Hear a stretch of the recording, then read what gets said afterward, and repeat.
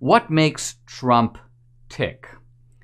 Is math racist? I get to the bottom of it. And author J.D. Vance joins to talk about the Republican Party and the working class. This is the Dinesh D'Souza podcast. I hope you're enjoying the podcast. I hope you'll subscribe. Hit the subscribe button that's down there. Also the notifications button, which will let you know when the podcast is posted each day. And please share information about the podcast with other people. I'm just trying to widen the audience and get the word to as many people as possible. So this is one way you can really help me. I appreciate it very much.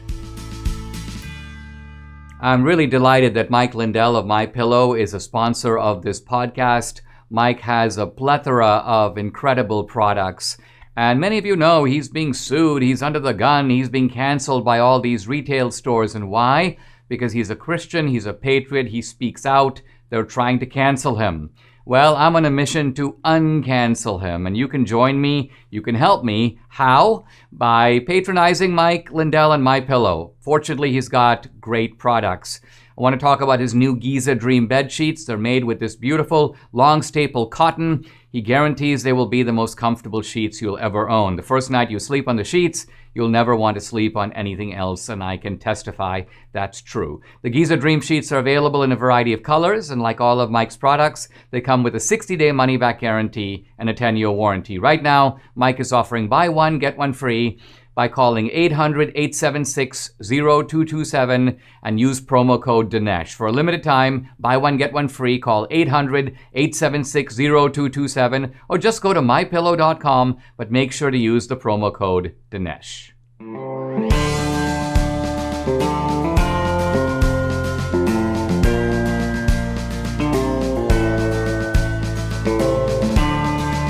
America needs this voice. The times are crazy. In a time of confusion, division, and lies, we need a brave voice of reason, understanding, and truth. This is the Dinesh D'Souza podcast. I'm actually quite excited about the, you may say, comeback of Donald Trump. He's going to be speaking on Sunday at CPAC. I'm curious to see what he says and what projects he announces or undertakes. And I've been thinking a little bit about why Trump drives the left so crazy. I think it's not only that they hate him and they hate what he stands for, but they don't get him at all. And they don't get him in part because he brings, I would call it, a different kind of brain to Washington. Not so much the political type of brain or even the journalistic or the legal type of brain, but the entrepreneurial brain. So it might be worth thinking for a moment about what this entrepreneurial brain is, what it is that Trump as an entrepreneur stands for, what he does, how he built his brand and his business, because most of this would be utterly outside the world of the typical CNN journalist or the typical lawyer who ran for Congress, these House impeachment manager types. You can pretty much predict their path in life and the stuff that they know, which, by the way, is not a lot. But what is it that Trump knows? What is it that he brings to the table? I want to talk about Trump's very first deal, his first business venture, because it gives you an idea of how Trump's mind works. The background, by the way, to this is that when we think about Karl Marx, the great prophetic critic of capitalism, according to Karl Marx, he didn't invent the name capitalism, but he popularized the term. For Marx, a capitalist does only one thing. He supplies capital. And all the rest of it is done by the workers. And this is really why Marx believes that the profits of a company should go 100% to the workers. The capitalist deserves maybe some interest for the capital he put in, but nothing else. Why? Because he does nothing else. But this, I think, is completely wrong. Marx himself, of course, never ran a business. He was a lifelong leech. He got most of his money from Engels, who actually inherited it from his family. So the bottom line of it is most of the critiques of capitalism are written by people who don't know anything about capitalism and have never actually been part of it. But here's Trump, and he was part of it from the beginning, but a lot of people think Trump kind of got his capitalism and got his business from his dad. Not true. Fred Trump, his father, owned these rent-controlled apartments in Queens. And he didn't like Manhattan. He didn't think Trump should go to Manhattan. But Trump decides he wants to go to Manhattan. He says, I'm now quoting him from his kind of his classic work right here, Trump, The Art of the Deal. Kind of an insightful book. And Trump talks about the fact that I was out to build something monumental, something worth a big effort. And so he crosses the bridge into Manhattan against the advice of his dad, and he sees the Commodore Hotel, an old, historic but rundown hotel that can't seem to attract any business. It's got homeless people lying in the hallways. They charge $30 or $40 a night. It's a miserable, cobweb-covered, moth-eaten place, you might say. And Trump goes, but when I looked at it, I didn't look at the hotel so much as I looked at what was going on around it. And now I'm quoting Trump. He goes, as I approached the hotel, something different caught my eye. It was about 9 in the morning, and there were thousands of well-dressed Connecticut and Westchester commuters flooding into the streets from Grand Central Terminal and the subway stations below. They're walking right by the Commodore. And so Trump sees, wait a minute, here is a potential customer base for this hotel, but they would never dream of walking to the Commodore because looking at it, it's a complete dump. So Trump senses opportunity. He goes to meet the guys who owns the Commodore. He, of course, invokes the Trump name. We're in the real estate business, but he's only in his 20s. And the guys go, who are you? And Trump goes, listen, I want to buy your hotel. And they go, where's the money? And Trump doesn't have the money. But Trump goes, how much are you selling it for? Turns out they negotiate a price. I believe it's $10 million. And Trump says, listen, write it down on a piece of paper that you'll sell me this hotel for $10 million. And so they're like, oh, okay, what do we care? Let's see what this kid can do. Probably not much. But then Trump goes to his dad and he says, hey, look, I can buy the Commodore Hotel. His dad goes, I'm not interested. So Trump has to go to the banks. He goes to the banks, and think about it. He's raising money to buy a hotel that he doesn't own. He doesn't have the money to do it. They haven't even agreed to sell it to him, but they've established a price. And so Trump is able, essentially it shows you that someone doesn't just have to come up with an idea. You have to organize the business and make sure that the idea can be put into action. And so Trump pulls it off. He raises the money from the banks. He's able to buy the hotel. But once he buys the hotel, he faces risk. This is something all entrepreneurs face. A normal employee doesn't have risk. If you work for Starbucks, they're going to pay you whether they have a good quarter or a bad quarter. But an entrepreneur faces risk and is paid at the end. Besides, you never know how a new business is going to work. There's not only what is called known risk, but unknown risk. And Trump understands this. So Trump has an idea. He looks at the hotel and he looks around it and he sees there's Grand Central Station, there's the Chrysler Building. Right around him are all these monuments of New York. And so Trump's idea is simple. Why don't I put reflecting glass on the outside of my hotel, this new hotel, on all sides?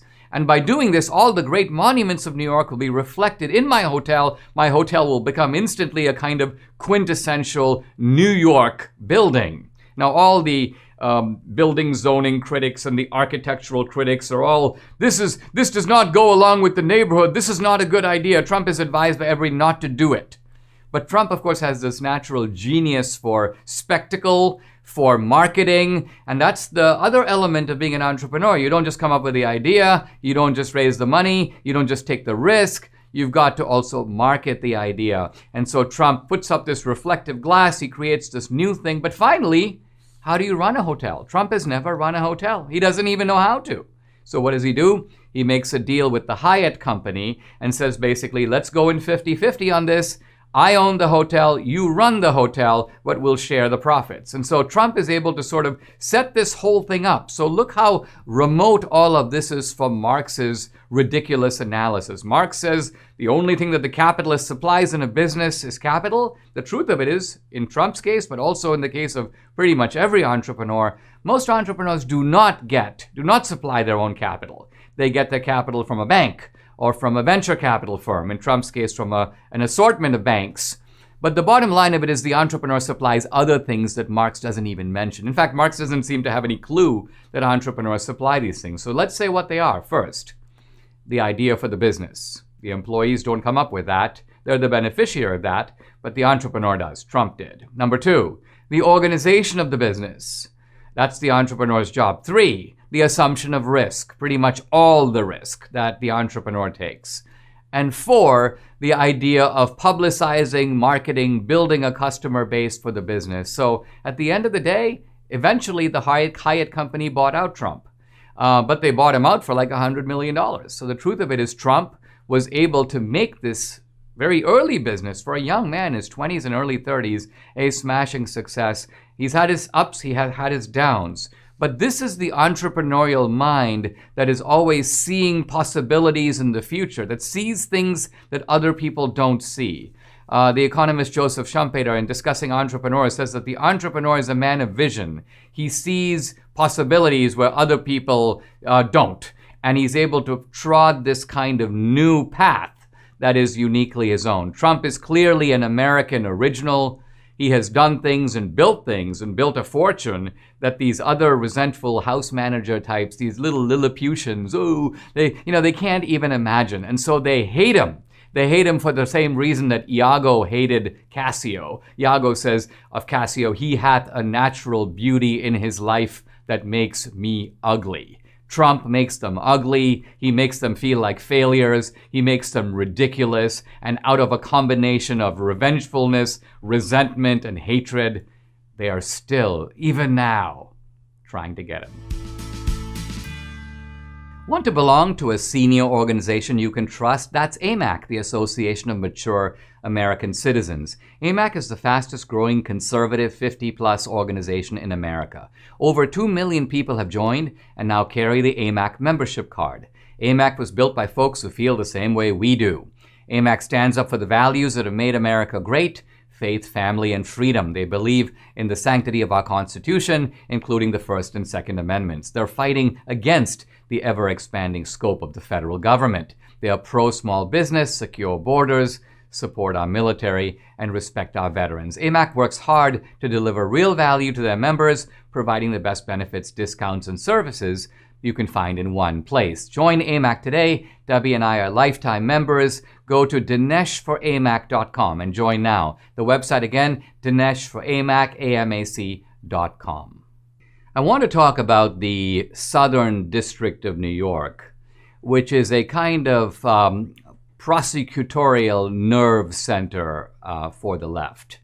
Now, a prosecutorial nerve center wouldn't work by itself. You also need compliant judges, left-wing judges, Democratic judges, so that you can set up a whole system. It's theoretically a judicial system, but as I'm about to show, it's really a political system. It has very little to do with law or justice at all. The basic idea here is to bring in a friendly judge, target a conservative opponent, go after that guy, and try to get a severe sentence, all cloaked and masked within the garb of justice. I obviously know something about the Southern District of New York because I was prosecuted right there, so I know these characters and I know how they operate. And the reason I'm interested in them now is because these are the guys who are poring over Trump's tax returns. The Supreme Court has cleared the way for them to get the tax returns. Trump, of course, is very angry about it. He also knows who these people are. This is part of the reason that Trump decamped for Florida, because he recognized that this is a cesspool in New York, but the cesspool is going after him even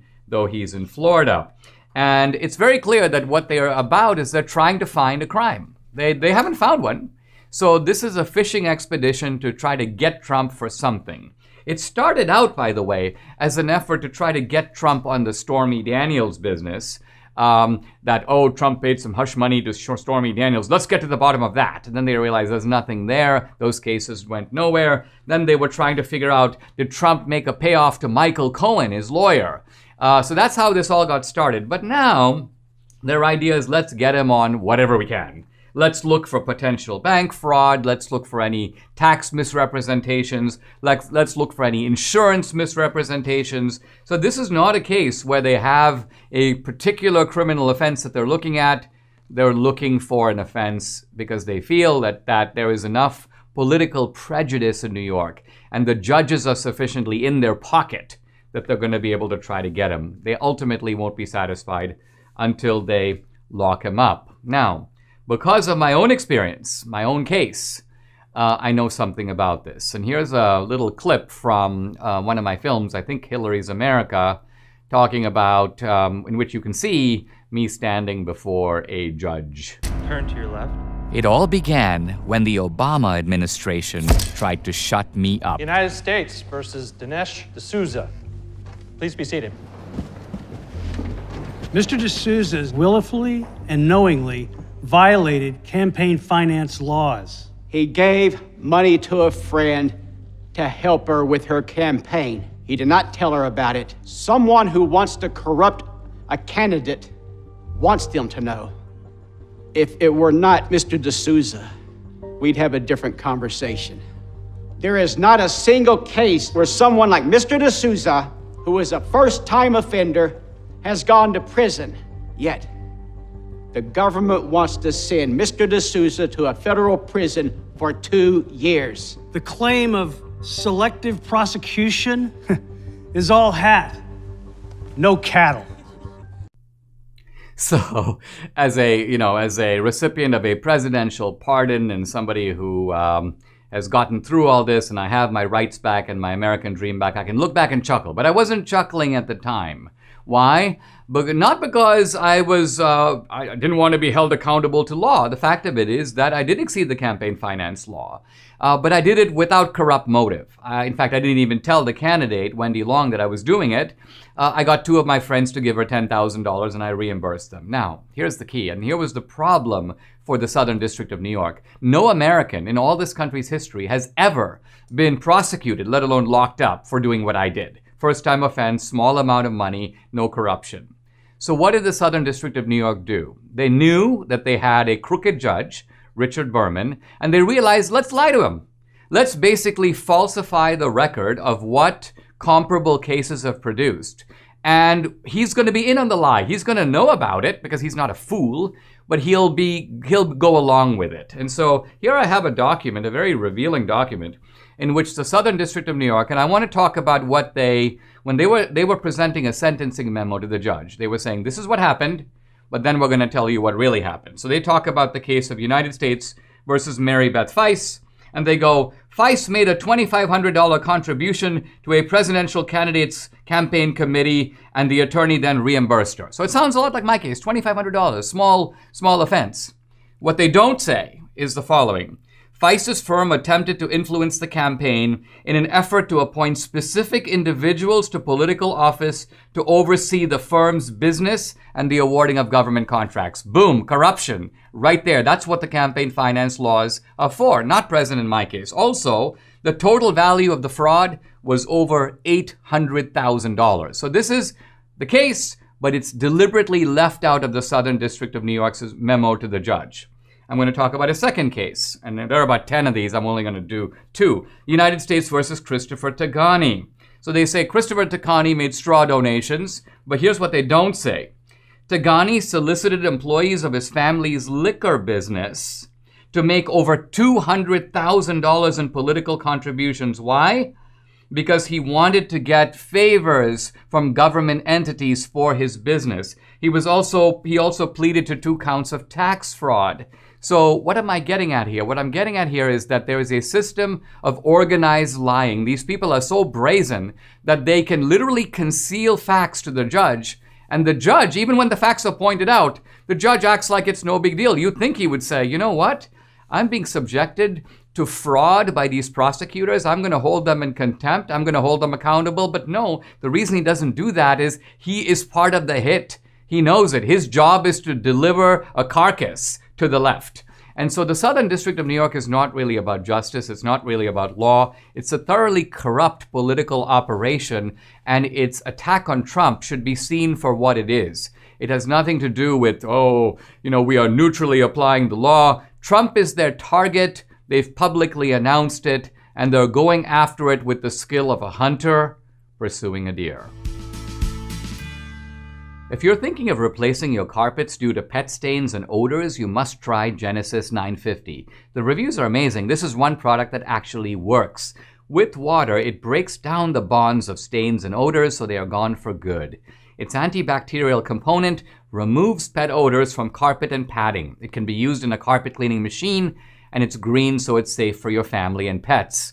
Genesis 950 is made in America. 1 gallon of industrial strength Genesis 950 makes up to 7 gallons of cleaner. But Genesis 950 is also great for bathrooms, floors, upholstery, and grease stains. Debbie uses it to clean the entire kitchen and recently got ink on her pants, and Genesis 950 took it right off. Genesis 950 has great customer service. Order 1 gallon direct at genesis950.com to receive a free spray bottle, free shipping, and a $10 coupon code using the code Dinesh. That's genesis950.com. Coupon only available for 1 gallon purchase. Genesis 950. It is much cheaper than replacing your carpets. Is math racist?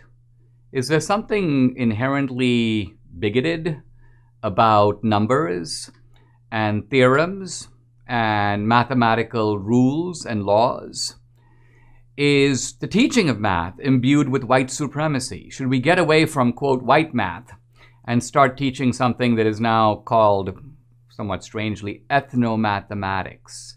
Now, at the first glance, all of this seems like a little kooky. Is this really going on, Dinesh? Well, actually it is. I've been a little startled. When I first saw indications of it, I kind of ignored them. But then they began to pile up. Here is an article, Oregon promotes program focused on, quote, dismantling racism in mathematics. This is the Oregon Department of Education. There's a Rhode Island professor, Eric Loomis, who says, quote, science, statistics, and technology are all inherently racist because they are developed by racists who live in a racist society, whether they identify as racist or not. So if racists do it, it makes the math itself racist. And another tweet, the same guy, Loomis, goes, this is why I have so much contempt for those, including many liberals, who just, quote, want the data. He goes, the data is racist. The data is racist. There's a website that is consulted by math teachers called equitablemath.org. And this has a bunch of fascinating stuff. But it talks about the fact that math should not be taught as if there's one right answer. It says come up with at least 2 answers that might solve the problem. And even when you consult data, look at multiple ways to draw different conclusions from it. The Bill Gates Foundation is putting money into this, unbelievably. It's funding this notion that math is white supremacy.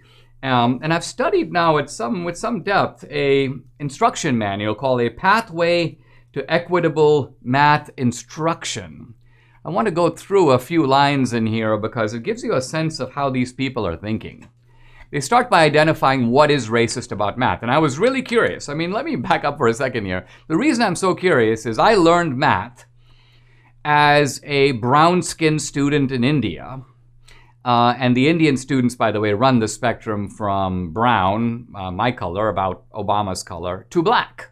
So we've got students of color, all of us, with teachers of color teaching us math.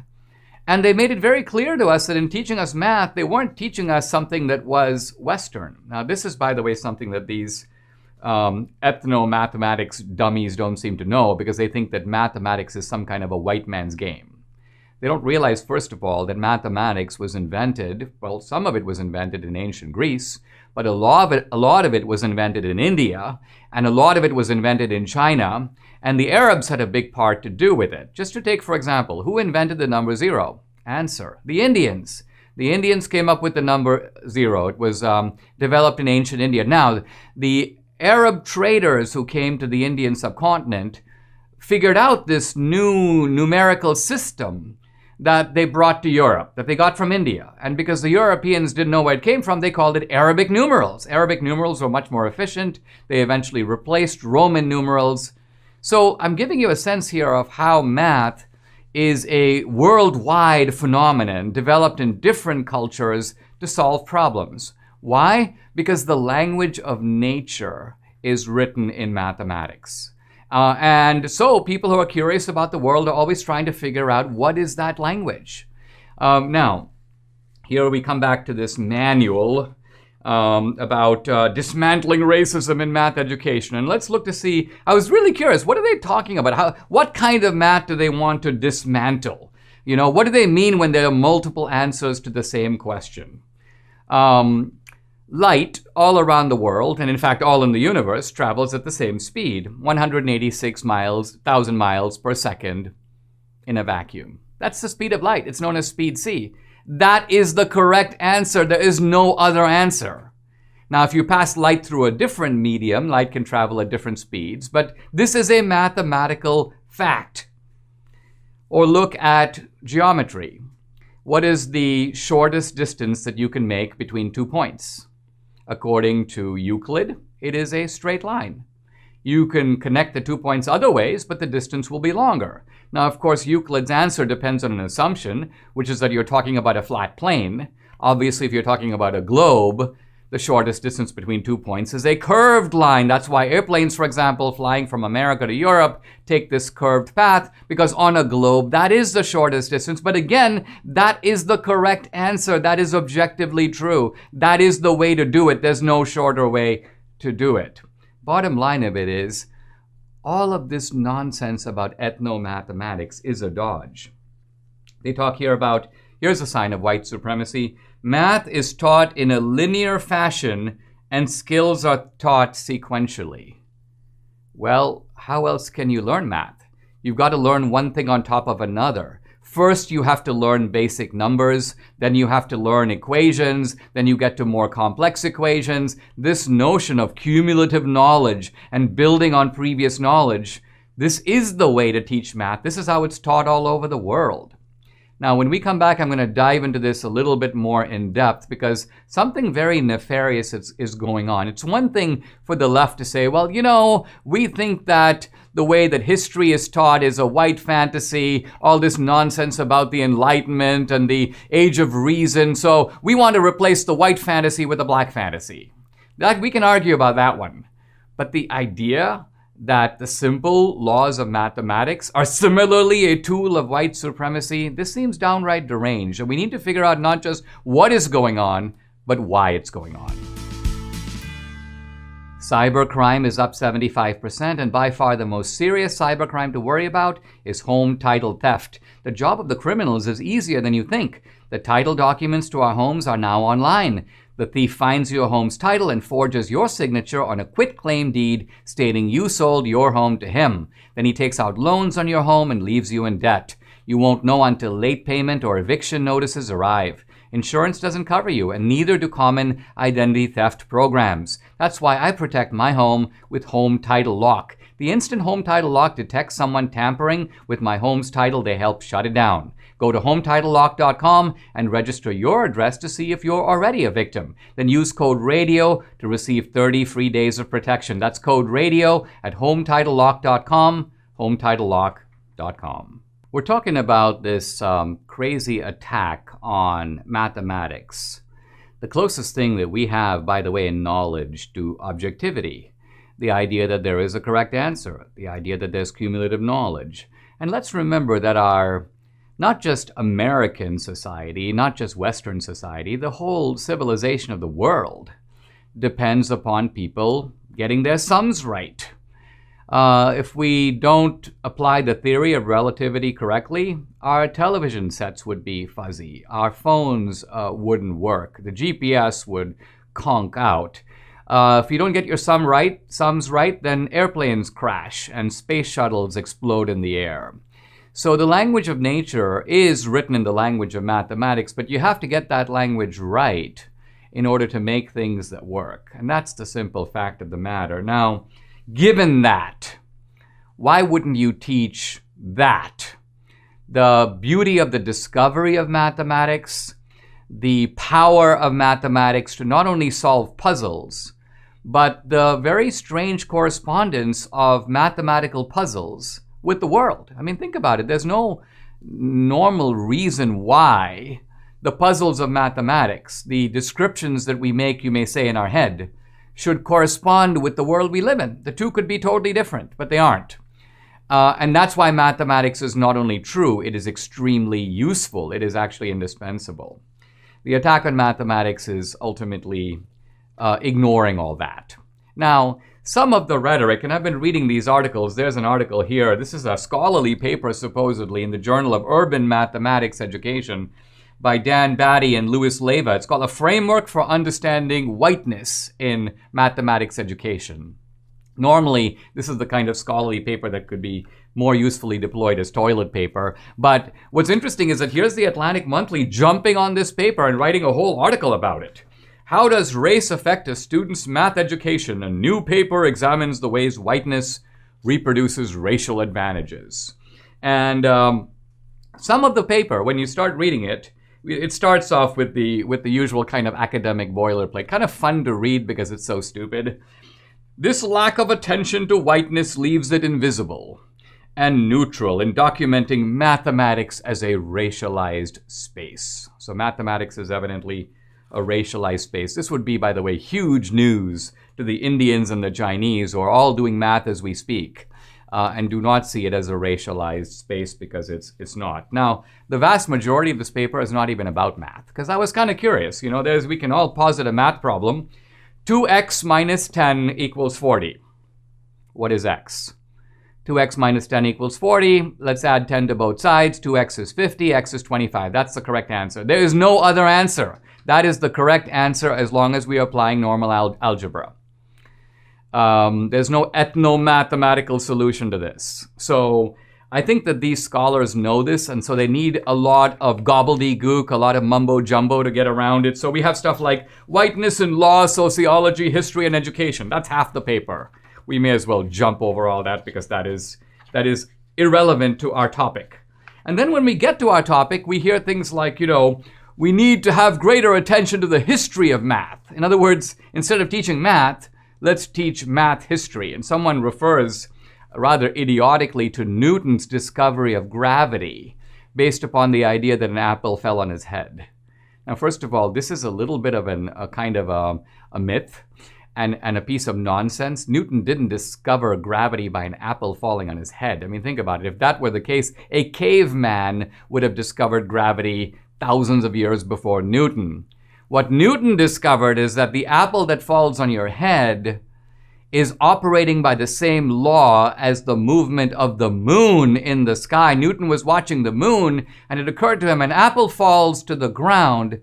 What if the moon is falling toward the earth? In other words, there is a force that is pulling the moon toward the earth so that the apple and the moon are both being acted upon by the same force, and that is what Newton called. It was Newton's discovery that the motion of the apple was not singular, but was connected to this larger force.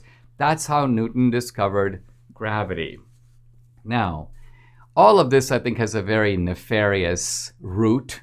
And I'm going to have to pick up this thread early next week to talk more about it, because I think what the left is trying to do is they're trying to explain why young African Americans do poorly in math.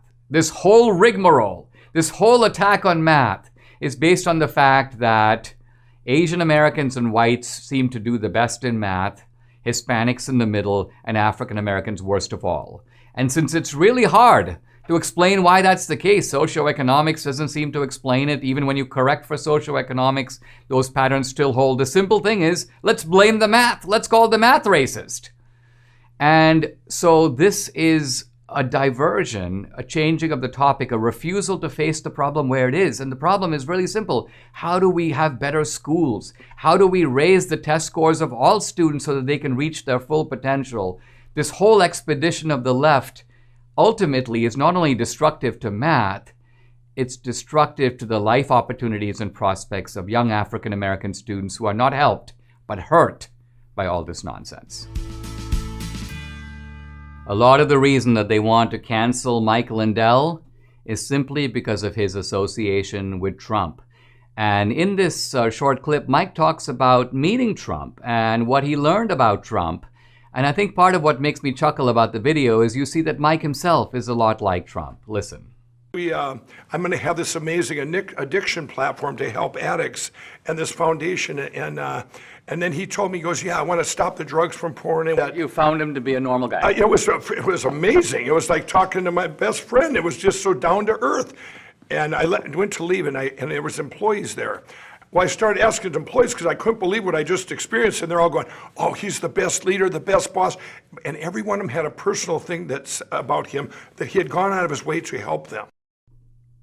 So the left is displacing a lot of its hatred of Trump onto Mike Lindell, and that's part of the reason for this campaign to cancel him. Well, it's our job to uncancel him, so let's just do it. I want to talk to you now about MyPillow, how it's changed Debbie's sleeping habits. When she started sleeping on Mike's pillows, she began sleeping through the night. Even though she's going through that change of life, she's tried other stuff, other pillows, nothing worked until she discovered MyPillow. She also has one of Mike's body pillows. And the cool thing is that these pillows don't go flat. You can wash and dry them as often as you want, and they maintain their shape. They're made in the USA. For a limited time, Mike Lindell is offering his premium MyPillows for the lowest price ever. You can get the queen size premium MyPillow for $29.98. It's normally $69.98, so that's $40 off the price. Kings are only $5 more. All the MyPillow products come with a 10-year warranty and a 60-day money-back guarantee. Go to mypillow.com. Make sure to use the promo code Dinesh. By the way, it's not just the pillows. You get deep discounts up to 60% or more on all the MyPillow products, including the Giza Dream bed sheets, the MyPillow mattress topper, and MyPillow towel sets. Call 800-876-0227 or just go to mypillow.com. Make sure to use the promo code Dinesh. Hey guys, I'm really been looking forward to this. A conversation with J.D. Vance, the author of a terrific book, Hillbilly Elegy, that came out, I guess a couple of years ago now. I read the book and was fascinated by it, and then Debbie and I watched the Netflix movie based on the book, also called The Hillbilly Elegy, made by director Ron Howard. And the movie is pretty good. But the book is just downright outstanding, and I'm actually holding it right here in my hand, Hillbilly Elegy. The power of the book, I think, is that it's a memoir that draws you into JD's life, interesting in itself. But JD is a little bit like Rousseau. His life resonates with larger themes, and you feel like you're learning a lot about the working class, climbing out of poverty, fighting family dysfunctionality, all issues that America is wrestling with right now. So, JD, really welcome to the podcast. I'm thrilled to have you. I want to begin with a moment in your book, Hillbilly Elegy, where you are at a cocktail party at Yale Law School, and somebody comes up to you and offers you wine, and they say red or white, and I believe you reply white, and then they start talking about, well, would you rather have a Chablis or a Chardonnay? And you're like, are these people screwing with me? In other words, I really had to laugh out loud because you were an outsider to that culture. You didn't know that there were 8 different types of white wine. And so talk about that experience. Tell me what happened and how did you feel at that moment? What was really going on? Yeah, well, as you know, Dinesh, having been in some of these environments, it's not just a sort of social test. It's actually a social test pretending to be a professional test, right? You have to sort of fit in with these people if you want to get a job. And what I was thinking to myself is, oh my God, I have no idea how to conduct myself in this environment. So they're not going to hire me, right? That was really what was going through my mind, is how can I not embarrass myself so I can get the job done here and actually make sure I have gainful employment afterwards. And I think it just revealed something that's sort of really important about the different cultures that we find ourselves in. And if you come from a background like mine, I think you sort of know instinctively that a lot of what's going on in what you might call elite culture is really, it's not about ability, it's not about smarts, it's not about credentials. It's really about the sort of social test of fitting in. And I kind of got a crash course at that when I went to Yale Law School, and really still something I think about today, because there is just something, it's kind of funny on the one hand, but on the other hand, I think a lot of folks realize that there's sort of this whole different world behind the veil, that unless you know how to conduct yourself in that world, people are going to judge you, they're going to look down on you and so forth. JD, the year was 1979, and I walk out of my dorm at Dartmouth. I'm a new student, and I believe it might have been convocation. I'm wearing a shirt and a sweater, and I look over the Dartmouth green, and I literally see 1,000 students in navy blue blazers. And I, like a kind of sense of shock coursed through me, and I was like, who sent out the memo on the navy blue blazer? I didn't have a navy blue blazer. And so I remembered that when I was reading your book, because it is this rite of initiation. Everybody else seems to have gone to the right prep school. They seem to have had the appropriate background. They fit right in. They drop right in. And for guys like you and me, our backgrounds couldn't be more different. Mine from Mumbai, India, yours from Appalachia. But we were both outsiders in this very elite environment. And it's almost like it took us a little while to get our bearings. Yeah, I think that's exactly right. And, there was a time when I felt almost resentful or regretful about that fact. I sort of felt like an outsider, and I didn't really like the fact that these people didn't really, share much in common with me. I've gotten to the point now where, I think it was Justice Clarence Thomas, actually, who once said in public remarks that sort of coming from outside of that world made him appreciate how special the world he came from was. And it always kept him grounded. I think there is something to be said that when you sort of come from that world, if you always feel comfortable in it, if you always feel entitled to those things, then you don't really appreciate, sort of how lucky you are to be able to have, some of the opportunities that you've been able to have. So I do, on the one hand, I wish folks at places like Yale Law School were more open to people like me and backgrounds like mine. But I also am sort of glad that I never really fully assimilated into that culture. I'm glad I was able to stay grounded. That's very interesting. I want to talk about what do you think, you said how lucky you are, and I want to identify what you think were the lucky elements that enabled you to break out of. There are not a whole lot of guys, and not a whole lot of poor white guys from Appalachia who end up where you did. A success story, not just through education, but through your work in finance. What I want to ask is, how did you make it out of there? When you look back at your life, what do you think are the things? Because you talk about the fact, when you describe the family and kind of cultural dysfunction going on in your life, it seems like, wow, there were so many strikes against you. Your mom was a drug addict, and so the kind of family dysfunction that makes it difficult to study, some of that was also in the movie. When you look back on your life, what would you say are the 2 or 3 things that paved the way for you to climb out of a circumstance that not a whole lot of people get out of? Yeah, I'd point to a few things. I think, first and most important is my grandma. I think that the common story from folks who come from tough backgrounds and end up able to do something with themselves, the pretty common story is they had at least one person they could really depend on. And for me, that was my grandma. And so there was definitely a lot of dysfunction in our family, but there was also a lot of love and a lot of loyalty. And I think that gave me this sense of groundedness, gave me the confidence to actually pursue my dreams. And so I think my grandma gets a ton of credit. I called her Mamaw, so folks who have read the book will recognize that character, I'm sure. The second thing I'd point to is the United States Marine Corps. I enlisted in the Marine Corps when I was 19 years old. It was 2003, right after September the 11th, right after we'd invaded Iraq. I believe I enlisted in April of 2003, and we invaded Iraq in March of 2003. But the Marine Corps really gave me this community of people who were really believed in themselves and believed that they could accomplish something together. And I think just being immersed in that culture was really powerful for me. It really set a positive example. And then the final thing is I'd have to point to my wife. I met her at Yale Law School when I, again, felt like an outsider, really didn't feel like I belonged. But with her by my side, I've always sort of felt like I've had somebody on my team. And so even as I've navigated these really complicated worlds, I've never felt quite alone in it. So I think it's really complicated. There are probably a million different things that really made the difference for me, but those 3 definitely stand out. I didn't serve in the Marines myself, but I am a product of a 12-year Jesuit education. These are the old-style Jesuits, and it is said of the Marines, as of the Jesuits, that their strategy is very simple. They take someone, they undermine your self-esteem. So the very opposite of what we often hear, we have to boost everybody's self-esteem, make them feel unbelievably good about themselves. But with the Marines, as with the Jesuits, the idea is we first help people to understand what fools they are, how little they know, how much they need to improve, how far they are from the standards that are truly expected. And once your self-esteem has been appropriately crushed and undermined, it is then reconstructed on a firmer foundation. Would you agree with that assessment of what the Marines are about? Because that was totally my experience of Jesuit education.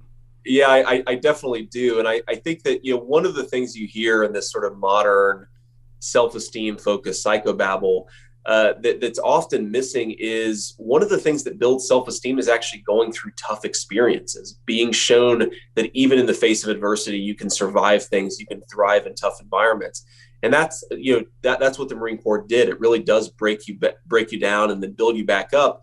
But in breaking you down, it gives you some self-confidence to recognize that, actually I can take what life throws at me. And I wish that more kids, frankly, had that experience. Real adversity is what ultimately builds self-esteem. And unfortunately, too many American kids in the 21st century just don't have real adversity. I quite agree. Hey guys, we're going to take a short break for a word from Eggard Watches. When we come back, more with author J.D. Vance. If you know the D'Souza's, we're very selective with our partnerships, and Eggard Watches is a company we are excited about. The CEO, Elon, is an immigrant entrepreneur, American success story. His company creates exceptional products, but Elon also cares about American values and has his own voice. Debbie and I recently watched some of his powerful videos on the Eggard website. You need to check them out. What is Freedom is the first short film. Elon put his company on the line to take a stance against censorship. It's not the first time he's done it. Elon was awarded the Fox Patriot Award after he stood up for the police, releasing a film during the Defund the Police movement called Speak Truth. Eggard has also made a video celebrating men called What is a Man in response to Gillette Corporation, painting the picture of toxic masculinity in American culture. Again, all the videos are on the Eggard website, and most important, Eggard makes great watches. Debbie and I are both wearing one today. You can kind of check mine out right here. Look how cool it is. The craftsmanship, the uniqueness, it's something to marvel at. These watches feel a lot more expensive than they are. Elon has given us a 15% off to share with you using the promo code Dinesh at checkout. Now you have 2 reasons to visit EggardWatches.com, E-G-A-R-D, EggardWatches.com. Come for the watches, stay for the conservative films. Hey, I'm back with author J.D. Vance, the author of Hillbilly Elegy. JD, I want to ask you about a remarkable book, I think, that sort of a companion scholarly work to your book. It's called The Dignity of Working Men by the Harvard sociologist Michelle Lamont. And she makes the point, based on a study of the working class, not just the white working class, but the black and Latino working class as well, that these are people who don't resonate with multiculturalism or self-actualization. She goes, all of this is just gobbledygook to them. Why? Here's why. She goes, because these are people who have very hard lives. They work often at menial labor. It's a struggle to get by. It's a struggle to put a roof over their head, to put braces on their kids' teeth. And as a result, they develop an ethic of responsibility, this is her term, in which they derive a sense of moral self-satisfaction from getting it through the day, because they know it's not easy. They know it requires not only individual effort, but community. And consequently, they also develop a little bit of a contempt for people who try to cut around the rules, beat the system, scam the system. So they are very down on what they consider lazy, irresponsible, shiftless people. So there's a kind of, I think she's saying, a native working class conservatism. And I don't think Michelle Lamont's entirely happy about it, but she's honest enough to describe it. Would you say that that is the ethic of the working class in America? And if so, what does it say for the Republican Party and the GOP in terms of whether it can be or should be a working class party? Yeah, it's a really great question, Dinesh. And one of the things that frustrated me about some of the response to the book was, how can you believe in personal responsibility? How can you believe that you have to sort of take control of your life and still believe that there can be disadvantages in people's life? And I just, my natural response is, just talk to any of the people that I grew up around, and they can hold 2 thoughts in their head. They can recognize that sometimes life is unfair. There are real disadvantages out there, but you've got to play the hand that you were dealt. You've got to work hard, and you've got to expect something of yourself, because the very worst thing to do with a bad hand is to play it very poorly. And so people are very, I think, self-conscious about the people in their community who are doing the right things and the people in their community who are doing the wrong things. The other thing I'd say is that you made the point about identity politics, or the way that people react to sort of constantly being categorized in these different groupings, and I think that that's one way in which the Republican Party has a real opportunity. President Trump, I think, definitely used this to his advantage, as he should have. And I think future Republicans have the same opportunity to say, people aren't really into being categorized by which identity group they belong to. They're really into old-fashioned virtues like hard work, family loyalty, devotion, faith. If you can talk about those things and make those things easier to think about and to achieve, I think you're going to appeal to a much broader coalition of working class voters. Like you said, not just white folks, black folks, Latino folks, and so on down the line. One of the things that I found in my own life was the fact that when I came to America, I thought to myself, there are certain established rules of success. Now, some of these rules are a little bit arbitrary. So, for example, if you have to take an SAT to get into college, the truth of it is you need to have a good vocabulary and you need to know some basic math. Right? Mm-hmm. Now, conceivably, they could have had a test that was in American history, in which case I would have failed right out for the simple reason that I studied Indian history and British history in India. Sure. But I never thought to myself, listen, I've got to figure out a way to adapt the test to me. I thought, how do I adapt myself to the cultural requirements of success? I think as we look around America at all these different ethnic tribes, some are more successful than others, but all the successful ones are using the same ladder, the same cultural path, if you will. They're characterized by frugality, self-discipline, hard work, an emphasis on economic creativity, and all of these things, it would seem, would be the kind of things that should be taught and so that groups can learn from each other. Hey, look, the Koreans are doing this. It's really working for them. The Jamaicans have these rotating credit associations to generate capital, even if they don't qualify for traditional banking loans. I'm amazed that there's so much focus in American education on victimization. In other words, kind of why I'm a failure, as opposed to how I can be a success. Yeah, I think that's totally right. And I think you see this a lot, especially in, people, for example, don't focus on what's working so well in the Black community, for example. They don't talk about the Black church. They don't talk about the really positive role that social capital and neighborhood development can play. It's all about what's wrong. It's all about the ways that groups are falling behind. It's all about the ways in which America is evil for not enabling every group to sort of achieve in the same equal way. And I totally agree with you. I think different groups are doing different things very well, and we should highlight what's working well, try to teach it to others as opposed to tear down certain institutions or certain groups for succeeding. And that to me, like you said, is just a fundamental American trait. It's not that things aren't ever unfair. It's that you've got to deal with the unfairness. You've got to work through it. You've got to power through it. And you've got to find some way to succeed for yourself and your family anyway. That basic old-fashioned grit is, I think, that's something that basically every American has really at their core. And in some ways, I sort of see identity politics and this constant victimization effort as an effort to tear down that really core American grit and self-determination that, again, I think pretty much every group has in some shape or form. Do you think that the Republican Party should be a working class party?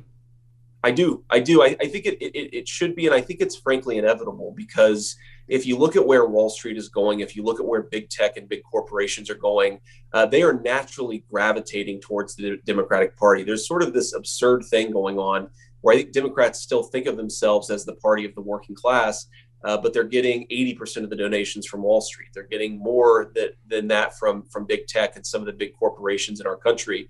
And I think what is ultimately happening is that the working class is naturally gravitating towards Republicans, because Republicans are sort of the one political constituency in the country that doesn't actively hate the working class. And so really, to me, the question for Republicans in the future is, you're inheriting these groups of voters in some ways because you've done very smart things, in some ways because the left has done very dumb things. And we've got to figure out, I think, what to do with them, how to build on that coalition, and how to really turn our public policy in a way that serves those people as opposed to the people who may have voted Republican 40 years ago. JD, this has been absolutely fascinating. I hope we can have you back. Thanks for joining the podcast, and look forward to having you on again. Thanks, Dinesh. Today we are in a battle for truth. I'd like to recommend an insightful book to you called Reflections on the Existence of God by Richard Simmons III. He writes on topics like life, death, sex, truth. Reflections on the Existence of God is a collection of short essays that tackles the biggest question of all: does God exist? The book is well-researched, easy to read, and is now a bestseller on Amazon. Former White House aide Wallace Henley says, "I've taught apologetics for many years. Of all the books in apologetics, Simmons is the best I've ever read." If you want to challenge yourself, I encourage you right now to get your copy of Reflections on the Existence of God by Richard Simmons III. Visit reflectionsdinesh.com to learn more about the book and get exclusive access to the first chapter for free. Go to reflectionsdinesh.com now. That's reflectionsdinesh.com.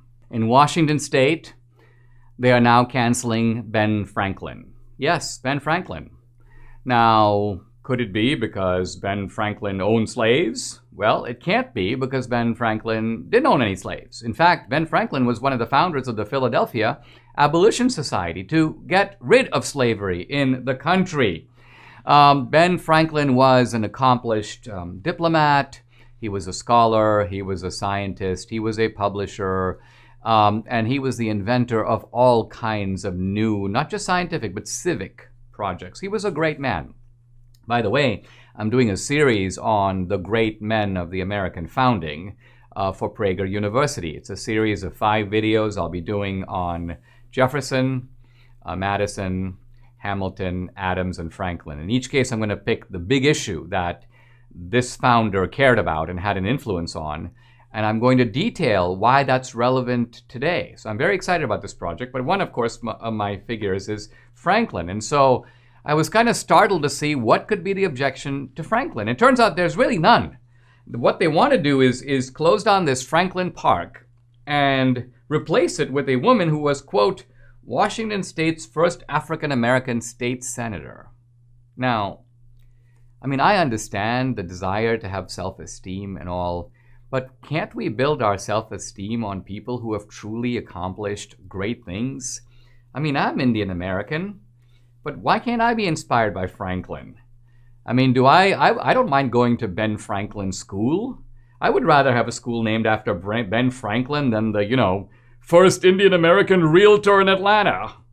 First Indian American chef to serve chicken tikka masala at the Four Seasons. Really? No, my self-esteem is not based on that. It's based upon genuine accomplishment that I can identify with and be inspired by.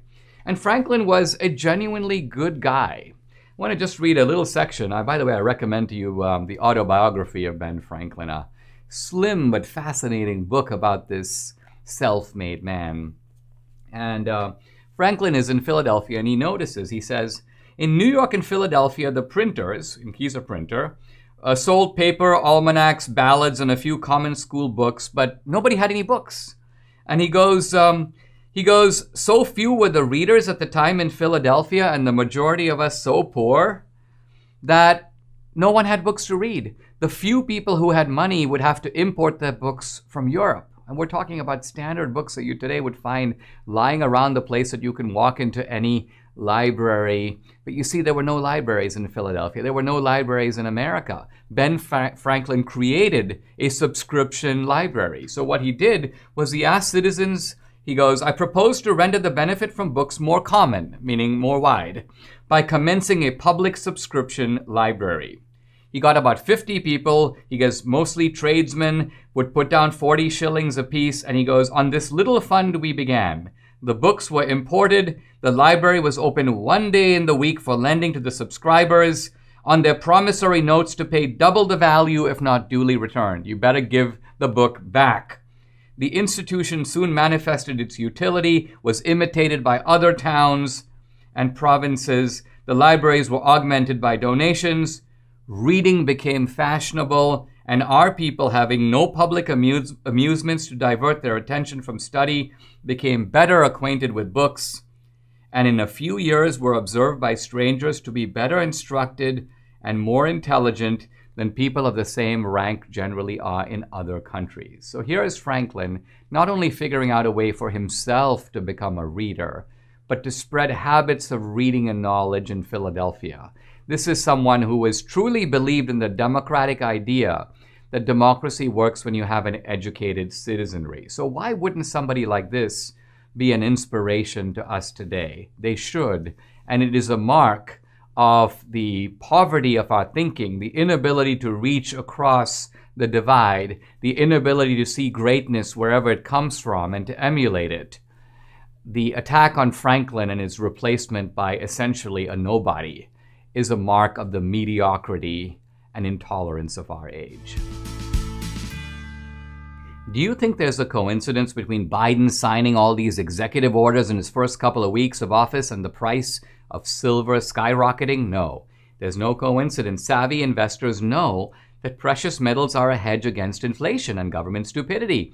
And Birch Gold Group is not only your headquarters for gold, but silver too. If you want to purchase physical gold or silver drop shipped straight to your door, or help converting an IRA or eligible 401k into an IRA backed by gold and silver, Birch Gold Group is your solution. They are the premier precious metals IRA company in America with an A+ Better Business Bureau rating, countless 5-star reviews, and thousands of satisfied customers. And guess what?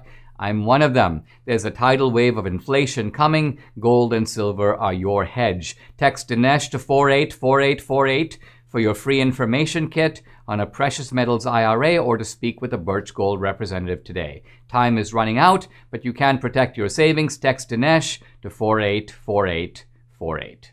It's time for our mailbox, and we go to a question about Trump and the future of the GOP. Listen. Hi, Dinesh. In the way that the Democrats were pretty divided going into the last two elections, do you think the Republican Party will face that challenge in 2024? Or do you think something else will happen? Perhaps Trump may prevail again as a man against all odds via the grassroots again.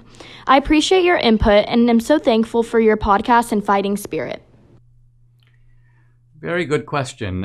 It is actually normal for a party that loses an election to go into a period of not only funk, but also division, because it's going to try to fight its way back to the majority, and it's going to try to figure out what is the best path. And there will be competing interpretations of why we lost, what really happened, and how do we avoid those mistakes in the future? How do we find a recipe for success?